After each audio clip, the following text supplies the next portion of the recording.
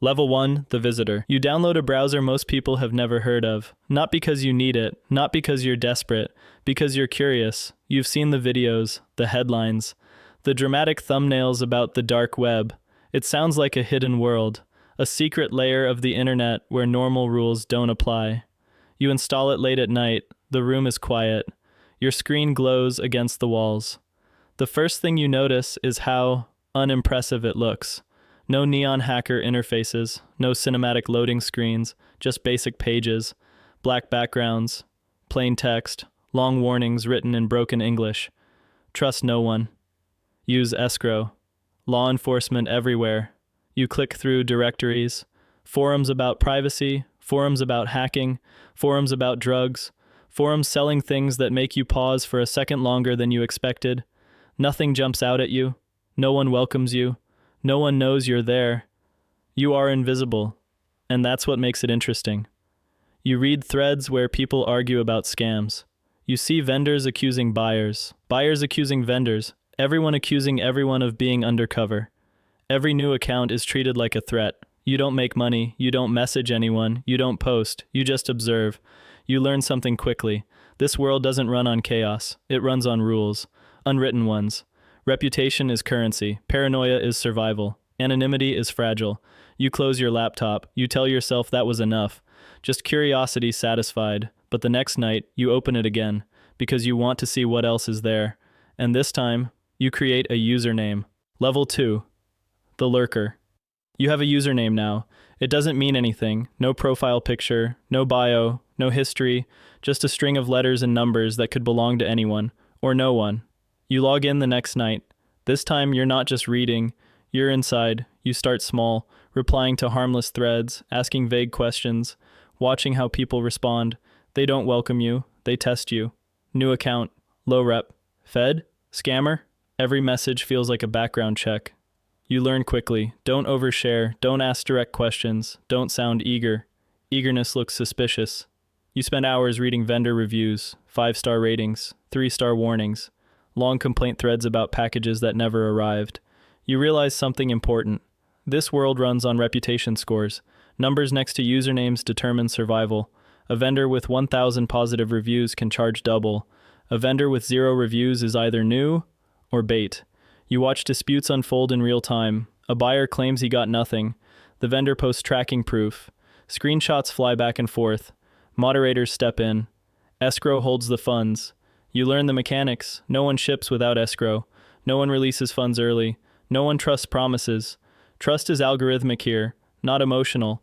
You don't make money, not yet. You're still observing. But now you understand the ecosystem. Forums feed markets. Markets feed vendors. Vendors feed moderators. Moderators answer to admins you've never seen.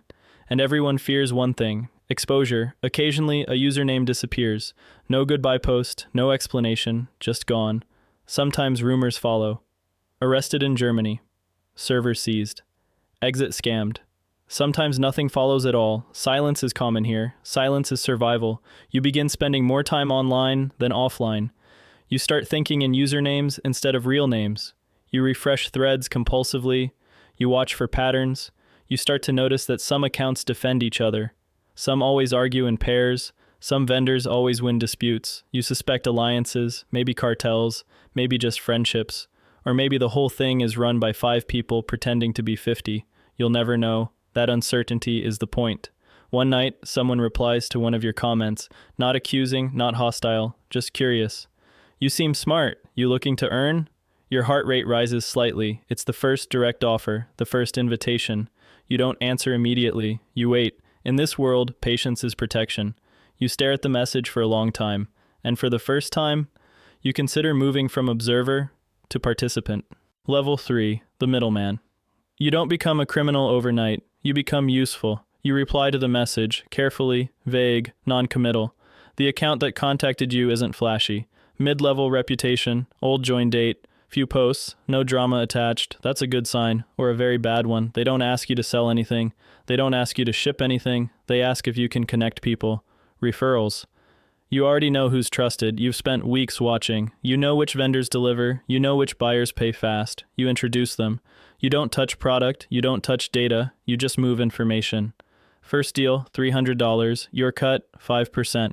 You make $15. It feels insignificant, but it's real. Crypto appears in your wallet. Confirmed, irreversible. Second deal, $1,200. You make $60. Third deal, bigger, then another. Within a month, you're clearing $800, then $1,500. Some months push past $2,000. It's not life-changing, but it's addictive. You check your wallet first thing in the morning. You refresh transactions at night. You start thinking in percentages.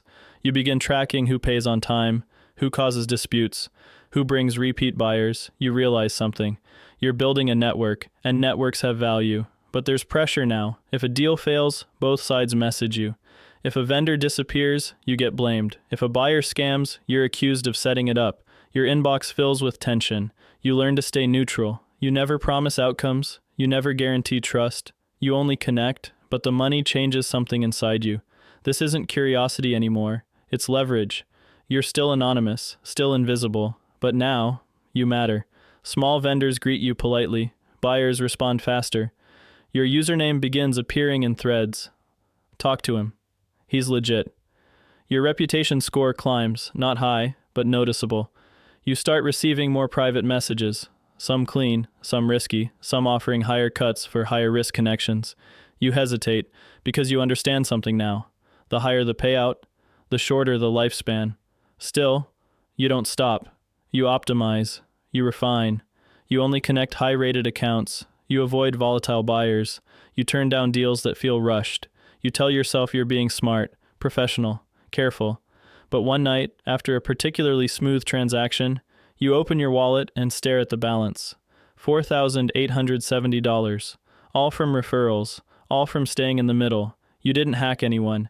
You didn't ship anything illegal. You didn't threaten anyone. You just connected two people who wanted something from each other, and you took your cut. That's when it clicks. The real money isn't at the bottom. It's at the center. And for the first time, you start wondering how big the center can get. Level 4, the verified vendor. You stop being the middle. You become the source. Not physical product, not something that requires shipping. Something digital, scalable, repeatable. You study what sells. You study what gets vendors banned. You study dispute patterns. You notice something. The vendors who last aren't the loudest. They're the most reliable. So you build slowly. You launch under a new name. Fresh account, clean branding. No connection to your middleman profile. You offer something simple at first. Low price, high delivery rate, fast response times. The first week, nothing happens. Then one order, then 3, then 10. You over-deliver. You include extra. You respond within minutes. You refund small complaints instantly. You protect your rating like it's oxygen. Because here, reputation is survival. After 3 months, you hit 100 sales, 5 stars, detailed positive reviews. Your monthly revenue crosses $12,000, then $18,000. Some months spike past $30,000. It doesn't feel real. You're making more than you ever did legally, and you never leave your apartment. But now the pressure is constant. Customers expect perfection. Competitors try to undercut you. New vendors copy your listing descriptions word for word. You report some. You ignore others. You stay focused on consistency. But something changes inside you. You start checking for mirrors, for reflections in black screens, for noises in the hallway. You stop using your real Wi-Fi. You use public networks. Then you stop doing that too. You move apartments. You delete old emails. You wipe hard drives. Not because something happened, because something could. You watch older vendors vanish, high reputation, thousands of sales, gone overnight, arrested, doxxed, or exit scammed. You don't know which is worse. You start holding more funds in cold storage. You memorize seed phrases. You stop telling even close friends where you live. You don't explain your income. You don't explain your schedule. You live at night. You sleep at dawn. Your world shrinks to one glowing screen, one dashboard, one reputation score that now determines your survival. Then one day, a moderator messages you, interested in helping with disputes? You read it twice, because this isn't just income anymore. It's access. And access is where real power begins. Level 5, the moderator. You accept, not immediately. You wait 12 hours before replying. In this world, urgency looks desperate. Desperation looks suspicious. You respond with one sentence. I'm interested. The moderator sends you guidelines. No contract, no names, just rules. You will oversee disputes. You will review evidence. You will release or refund escrow. You will remain neutral. You will not take sides publicly. You will not build alliances. You will not leak internal messages. You are now inside. Your dashboard changes. New tabs appear, dispute queue, escrow control panel, vendor strike history, private admin chat. You see everything now. Orders in progress, complaints before they go public, vendors begging for extensions, buyers threatening chargebacks. You start small, one dispute, a $900 transaction. The buyer claims partial delivery. The vendor posts screenshots. You analyze timestamps, wallet confirmations, message logs. You decide, funds released, vendor wins. The buyer sends you a private insult. The vendor sends you a private thank you. You ignore both. Next dispute, $4,200, then $8,000. The numbers get bigger. Your cut? 10% of dispute fees, plus a fixed monthly stipend. Your income crosses $80,000 a month, then $110,000, then higher. Not from selling, from controlling trust. You notice patterns. Certain vendors always push boundaries. Certain buyers always open disputes at the last second. Some accounts are clearly connected. Alt accounts defending each other. You flag them quietly.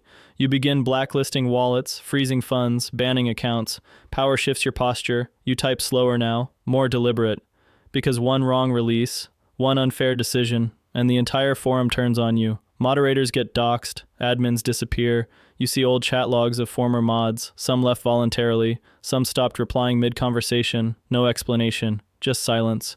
You realize something uncomfortable. You're not just moderating crime, you're managing egos, greed, desperation, fear. The marketplace isn't chaotic, it's structured, hierarchical, and the admins sit above you. Watching, they rarely speak, but when they do, everyone listens. One night, during a routine dispute, you see something strange, a flagged IP range, a pattern of purchases from multiple vendors, all connected to a new account. Too clean, too consistent. You bring it up in admin chat. The response is immediate. Monitor only, do not engage. You don't ask why, you don't need to. Undercover accounts exist. Law enforcement infiltrates slowly, patiently. You start double-checking everything. You stop logging in from predictable hours. You rotate devices. You assume someone is mapping you, tracking your timing, your behavior, your digital fingerprint. But the money keeps coming. 6 figures a month, no taxes, no contracts, no safety net, just reputation and silence. You're no longer at the edge. You're in the control room, and above you, there's still another layer, the administrators, the ones who own the servers, the ones who control escrow at scale, the ones who decide when a market lives and when it vanishes. You start wondering what that layer looks like and whether it's safer or deadlier. Level 6, the administrator. The owner disappears. No warning, no announcement. One morning, the admin account simply stops responding. Panic spreads in private chats. Moderators argue, vendors demand clarity, buyers threaten withdrawals. The market processes $8 million a month. If it goes down, everyone loses. A vote happens quietly. You're chosen. Not because you're the oldest, because you're stable, reliable, predictable. Your access changes overnight. Server logs, cold wallets, escrow master keys, back-end analytics. You see the real numbers now. Not revenue, volume, millions flowing daily. Your cut drops to 4%, smaller percentage, bigger base, over $300,000 a month, sometimes $400,000. You don't celebrate, you secure, you rotate servers, you move hosting across jurisdictions. You enforce stricter vendor vetting. 2-factor authentication mandatory. Escrow limits adjusted. You remove vendors who feel reckless. Some protest publicly. You ban them. The market stabilizes. But attacks increase. DDoS attempts. Phishing clones. Fake seizure notices posted by rivals. You respond fast. You issue statements. Calm, controlled, professional. Behind the scenes, you sleep less. You monitor uptime graphs at 3 a.m. You memorize backup procedures. You split escrow funds across layered wallets. Cold storage holds tens of millions now. Not yours, not yet. Just temporarily under your control. That's the dangerous part. Control creates temptation. You study past markets. Silk Road, Alphabay, Hansa, all seized. Admins arrested, some extradited, some disappeared. You don't plan an exit, not yet, but you calculate one, quietly. You begin separating personal reserves from market funds, small movements, invisible patterns. You trust no one, not moderators, not developers, not even yourself at 2 a.m., because power changes people. And now, you are the layer others fear. But above every administrator, there's still one final decision. when to vanish, and who to take with you. Level 7, the enforcer. Markets don't collapse because of hackers. They collapse because of people. Greed, ego, desperation. A top vendor starts cutting corners. Late deliveries, partial shipments, excuses in disputes. You freeze his escrow. $180,000 locked. He messages you instantly, angry first, then polite, then threatening. He claims he'll leak internal chats, expose moderators. You don't argue. You post proof of his failed deliveries, quietly, publicly. His rating collapses in hours. You ban him. Funds redistributed. The message is clear. You control consequences. Another case. A buyer refuses to release $12,000 in escrow. Claims quality issues. Evidence shows full delivery. You blacklist his wallet, ban all linked accounts. He disappears. Reputation destroyed. No one trades with him again. It becomes routine. Freeze, release, ban, escalate. But something shifts. You receive your first real threat, not online. A photo, sent through encrypted chat, your apartment building, from outside. Old photo, new one, you don't know. You don't respond. You don't panic. But you move again. Different city, different lease. Cash only. You reduce public communication. No more announcements. No more debates. Moderators handle noise. You handle enforcement. Your monthly personal reserve passes $1 million. Liquid. Untouched. But money stops feeling like reward. It feels like insurance. You start seeing betrayal everywhere. Moderators forming side deals. Vendors coordinating pricing. Buyers running small fraud rings. You monitor more. Trust less. Because enforcement isn't about punishment, it's about fear, and fear keeps markets stable. But fear spreads upward too. You realize something. If you can freeze $180,000 without hesitation, someone above you can freeze everything, every wallet, every server, every identity. Power scales both directions, and the higher you sit, the further you can fall. Level 8, the architect. You start thinking about leaving, not because you're afraid, because you're smart. Every major market ends the same way. Seized, infiltrated, or betrayed from within. You study the timelines, the warning signs, increased phishing attempts, sudden moderator arrests, vendors cashing out early. You begin preparing quietly, no announcement, no sudden moves. You adjust escrow structures. You increase withdrawal limits for liquidity. You introduce temporary maintenance windows. You test how fast users panic. The numbers are enormous now, tens of millions moving through your wallets monthly. At any given moment, you control more money than most companies. None of it legally yours. All of it one decision away. You start separating funds, small percentages at a time, layered transfers, different wallets, different chains, invisible patterns, no one notices. Moderators are distracted, vendors are busy, buyers don't read back-end changes. You tell yourself it's contingency planning, just in case. But deep down, you know, you're designing an exit. One night, you run the numbers. If you flip the switch during peak volume, escrow holds $22 million, liquid, untouched. You hesitate. Because once you do it, there's no coming back. No apology post, no recovery, just silence. You picture headlines. Major dark web marketplace exit scams users. You picture investigations. Blockchain analysts tracing movement, undercover agents reviewing logs.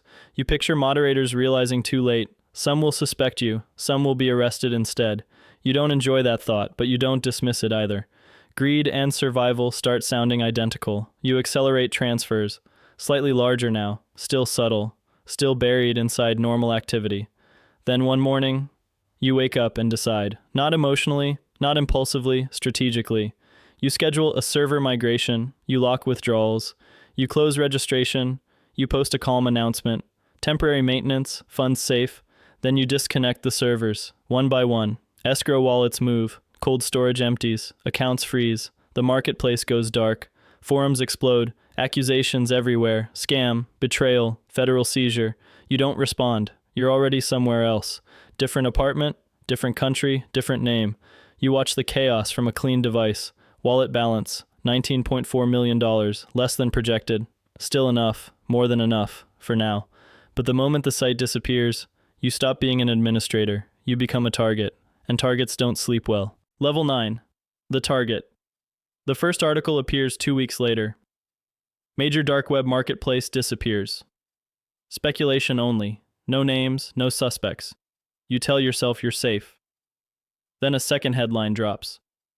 International task force investigating multi-million-dollar crypto transfers. That one feels closer. Blockchain analysts publish wallet clusters, patterns, flow diagrams, red arrows connecting addresses. You search your known wallets. 2 are mentioned, not directly tied to you, but close enough to make your pulse spike. You move again. New country. Short-term rental. Cash only. You stop using delivery apps. You stop using ride shares. Every routine feels traceable. You read about a former admin extradited from a country that didn't cooperate. You realize cooperation changes when enough money is involved. One night, an old moderator is arrested. Photos circulate, blurry courthouse steps, handcuffs. You stare at the image longer than you should, because he doesn't know anything, not your real name, not your location. But pressure makes people talk. You assume logs were captured. You assume chat backups exist somewhere. You assume someone is mapping everything backward. You check your reserves. Some exchanges froze accounts tied to certain wallet paths. You lose $2.3 million overnight. No warning, no appeal. You're still wealthy. But now the money feels fragile. You stop thinking in totals. You think in survivable amounts. You rotate devices again. Destroy one. Buy another with cash. You avoid eye contact in public. You scan rooms for cameras. You check exits automatically. You sleep lightly. You dream in notification sounds. Then something strange happens. The headlines slow down. The investigation shifts to another market, another admin, another arrest. The news cycle moves on. Your name was never public. No photo, no warrant, no knock on the door. Just silence. You don't celebrate, because silence doesn't mean safe. It means forgotten, for now. You are no longer an administrator, no longer an enforcer, no longer a vendor. You are just a wallet with legs, and wallets can be emptied at any time. Level 10. The Ghost. The headlines fade. New markets rise, new admins fall, your name is never mentioned, you don't log in anymore, you don't check old wallets. Some funds are frozen, some are gone, some are still out there. You move cities, you change routines, you avoid patterns, you sleep lightly, no one knocks, no warrant appears, no charges surface, just silence. You don't know if they lost you, or if they're waiting. Somewhere, someone is downloading a browser for the first time, curious, careless. They think they're just looking. They have no idea how quiet it gets at the top, and how hard it is to disappear. The cycle begins.